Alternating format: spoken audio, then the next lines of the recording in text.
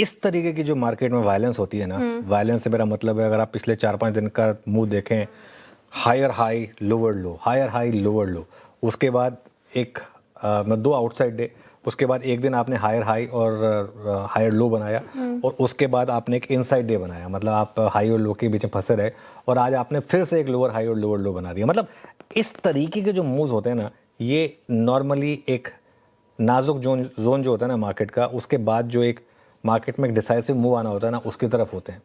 अब मेरे लिए कहना बहुत मुश्किल है श्रेया कि ये ब्रेकडाउन का संकेत है या ब्रेकआउट का। बहुत लोगों को लगेगा कि मार्केट ब्रेकडाउन कर रहा है, हो सकता है वो हो जाए, लेकिन मेरी होप अभी भी ये रहेगी कि मार्केट शायद इतना सब कुछ सहकर 24,000 को डिफेंड करके आगे आपको पॉजिटिवली भी अब सरप्राइज कर सकता है। ठीक है, ये एक थ्योरी है, बट यू नेवर नो। लेकिन जो रीसेंट लो है ना, उनका बचना ज़रूरी है। वो ट्रेंड लाइन की जो हमने बात की थी 23,950 से 24,050, 24,075 के करीब, अब आप उस ट्रेंड लाइन के जस्ट ऊपर थोड़ा सा समय बिता रहे हैं और ऐसे में उस लो का बचना बहुत ज़रूरी है। तो 23,950, 24,000 मे को ब्रेक जोन होगा। इसके नीचे अगर आप फिसले तो मैं ये बात कहूँगा कि नहीं, अब मार्केट जो है वापस वो जो ट्रेंड डाउन साइड का 24,600 से हमने एक डाउन साइड का ट्रेंड पकड़ा था, जिसको हमने 24,100 के करीब एक मैच्योर माना था, शायद वो बड़ा ट्रेंड रिज्यूम हुआ, लेकिन उसके लिए उस क्लोज के नीचे बंद होने की कंफर्मेशन जरूरी है। वो अब तक नहीं मिला है। अभी भी एक पॉसिबिलिटी है कि मार्केट यहाँ पर आपको थोड़ा वॉलेटाइल हो और उसके बाद मार्केट एक अपटिक भी दिखा दे, इसकी पॉसिबिलिटी भी रहेगी।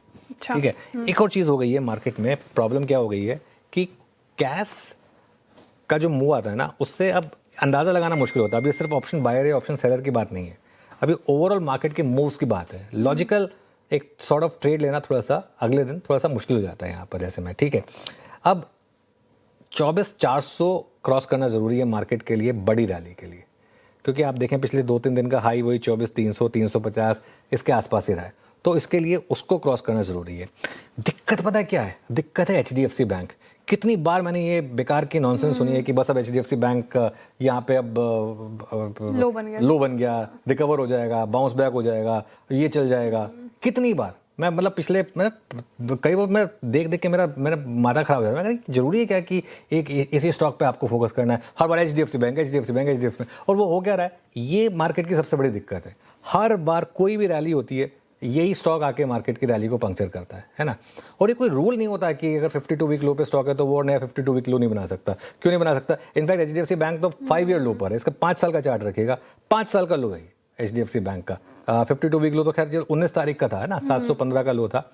हमने लगातार एक बात कही कि इसमें बॉटम ना ढूंढे, कोई फायदा नहीं है आपको इस तरीके की चीज़ें करके।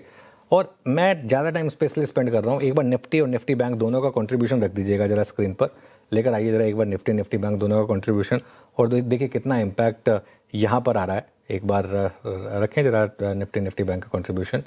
ये देखिए निफ्टी का कंट्रीब्यूशन है 80 में से 32 पॉइंट HDFC बैंक की वजह से आ रहे हैं।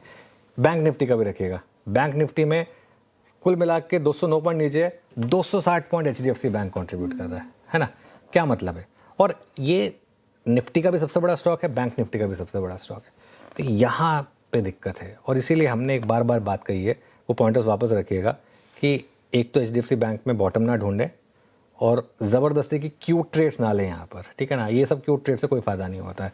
खैर स्टॉक स्पेसिफिक मौके भी थोड़े से लिमिटेड होते जा रहे हैं वैसे भी। अब जहाँ तक निफ्टी की बात है, अप्रोच सपोर्ट रहेगा आपका 24,050 से 24,150 पर, और रेजिस्टेंस रहेगी आपकी 24,250 से 24,350 की।